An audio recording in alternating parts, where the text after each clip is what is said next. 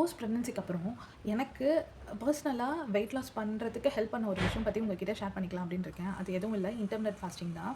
நம்ம எல்லாருமே intermittent fasting பற்றி நிறைய கேள்விப்படுவோம், நிறைய விஷயம் நம்ம எல்லாருக்குமே தெரியும். பட் நீங்கள் அதை ப்ராப்பராக பண்ணீங்க, கன்சிஸ்டண்ட்டாக பண்ணிங்கன்னா கண்டிப்பாக உங்களுக்கான வெயிட் லாஸ் இருக்குது. இன்டர்மிட்டன்ட் ஃபாஸ்டிங் வந்து நீங்கள் எப்போவுமே ஸ்டார்ட் பண்ணுறதுக்கு முன்னாடி அதனோட ப்ரோஸ் அண்ட் கான்ஸ் என்னன்னு சொல்லி பார்த்துக்கோங்க. உங்களால் அது இருக்க முடியுமா அப்படின்றதையும் யோசிச்சுக்கோங்க. யோசிச்சுட்டு ஸ்டார்ட் பண்ணுங்கள். இன்டர்மிட்டன்ட் ஃபாஸ்டிங்னா நம்ம எல்லாருக்குமே தெரியும்னு நினைக்கிறேன். குறிப்பிட்ட டைம் ஸ்லாட்டில் நம்ம சாப்பிடுவோம், மீதி இருக்க டைமில் வந்து நம்ம சாப்பிடாம இருப்போம். ஜஸ்ட் வாட்டர் இன்டேக் மட்டும் எடுத்துக்கலாம்.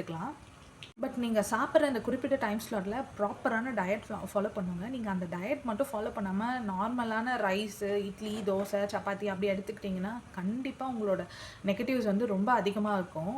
அதனால் நீங்கள் ஃபாஸ்டிங்கில் இருக்கீங்க அப்படின்னா உங்களோட மீல் பிளேட்டை வந்து நீங்கள் ப்ராப்பராக பிளான் பண்ணணும். அதில் வந்து எல்லாமே இருக்கிற மாதிரி பார்க்கணும்.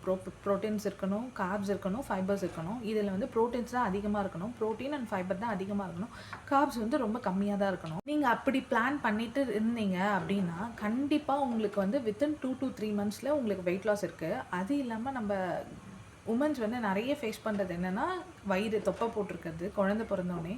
அதுவுமே வந்து உங்களுக்கு நல்லாவே ரெடியூஸ் ஆகும். கண்டிப்பாக நீங்கள் சேஞ்சஸ் பார்ப்பீங்க. அது கூடவே எனக்கு தெரிஞ்ச நெகட்டிவ் என்னன்னு நான் ஷேர் பண்ணுறேன். ஃபஸ்ட்டு விஷயம் என்னென்னா ஹேர் லாஸ் தான்.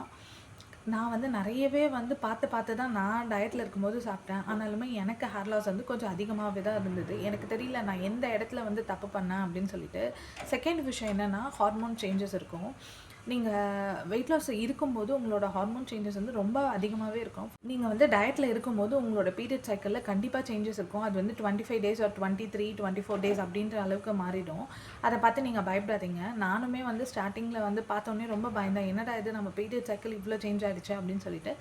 பட் அது வந்து ஒரு கிராஷ் டயட். நீங்கள் டக்குன்னு உங்கள் பாடி வந்து இவ்வளோ இயர்ஸாக ஒரு விஷயத்துக்கு தானே அடாப்ட் ஆகிருக்கு. இப்போ டக்குன்னு நீங்கள் உங்கள் பாடியை வந்து வேறு ஒரு விஷயத்துக்கு சேஞ்ச் பண்ணுறீங்க அப்படின்னா அதை அடாப்ட் பண்ணுறதுக்காக நிறைய ஹார்மோன் சேஞ்சஸ் வந்து நடக்கும்னு சொல்லி போட்டுருந்துச்சு. அவ்வளோதான். மற்றபடி வந்து வேறு எந்த நெகட்டிவ்ஸும் ட்ராபேக்ஸும் நான் பார்க்கல. உங்களுக்கு எதாவது தெரிஞ்சிருந்தால் எனக்கு கண்டிப்பாக கமெண்ட் பண்ணுங்கள். எனக்கும் அது யூஸ்ஃபுல்லாக இருக்கும். பாய்.